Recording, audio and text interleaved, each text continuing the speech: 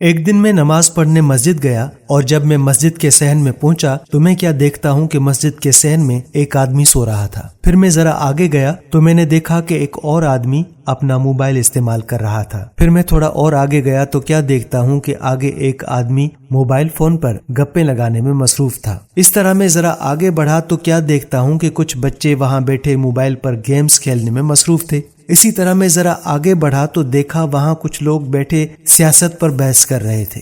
مسجد کی بے احترامی دیکھ کر مجھ سے رہا نہ گیا اور مجھے بہت افسوس ہوا کہ یہ لوگ نماز کے ٹائم پر بیٹھ کر آرام سے مزے کر رہے ہیں اور انہیں مسجد کے تقدس کا ذرا لحاظ نہیں ہے۔ یہ سوچ کر میں مسجد سے باہر آ گیا اور امام مسجد کے کمرے کا دروازہ کھٹکھٹایا۔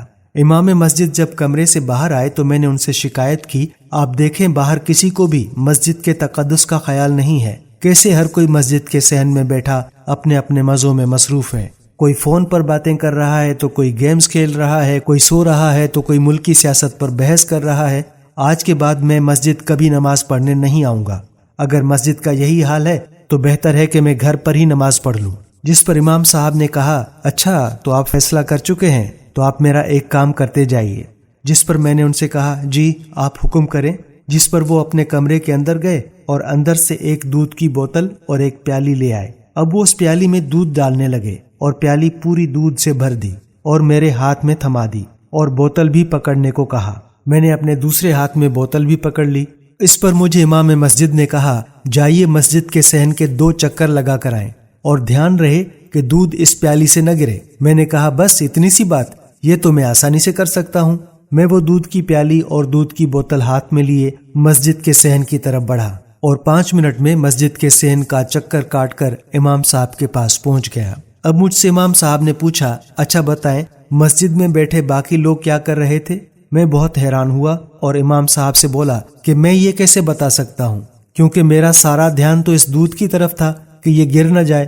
جس پر امام صاحب بولے، بالکل اسی طرح جب تم مسجد میں نماز ادا کرنے آتے ہو تو اپنا سارا دھیان صرف اور صرف اپنی عبادت پر مرکوز رکھو اور یہ ہرگز نہ دیکھو کہ کون کیا کر رہا ہے اور کیا نہیں کر رہا، بلکہ تمہیں چاہیے کہ صرف اور صرف اپنا دھیان اللہ کی عبادت میں لگاؤ اور لوگوں کے عیبوں سے بے نیاز ہو جاؤ۔ امام صاحب کی یہ بات میرے دل میں اتر گئی۔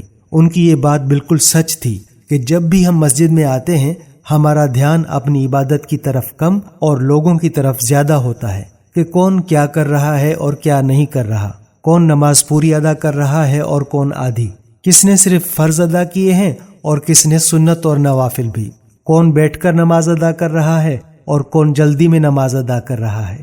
ہمارا دھیان ہمارے اپنے اعمال پر کم اور دوسرے کے اعمال پر زیادہ ہوتا ہے۔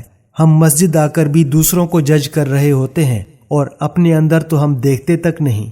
اس لیے اگر ہر شخص بس خود کو بہتر بنانے کی کوشش کرے اور دوسروں کی فکر چھوڑ دے تو اس طرح ایک پرسکون معاشرہ بھی عمل میں آ سکتا ہے اور ہماری عبادتیں بھی مقبول ہو سکتی ہیں، اور سب سے اچھی اصلاح وہی ہے جو ہم اپنی کرتے ہیں۔ ناظرین، ہم امید کرتے ہیں کہ آپ کو ہماری آج کی یہ اصلاحی ویڈیو ضرور پسند آئی ہوگی۔ اپنے دوستوں کے ساتھ اسے ضرور شیئر کیجیے گا اور اگر ہمارے پیج کو فالو نہیں کیا ہے تو فالو کر لیں تاکہ اس طرح کی مزید ویڈیوز بھی آپ تک پہنچتی رہیں۔ اب ہمیں اجازت دیجیے، اللہ حافظ۔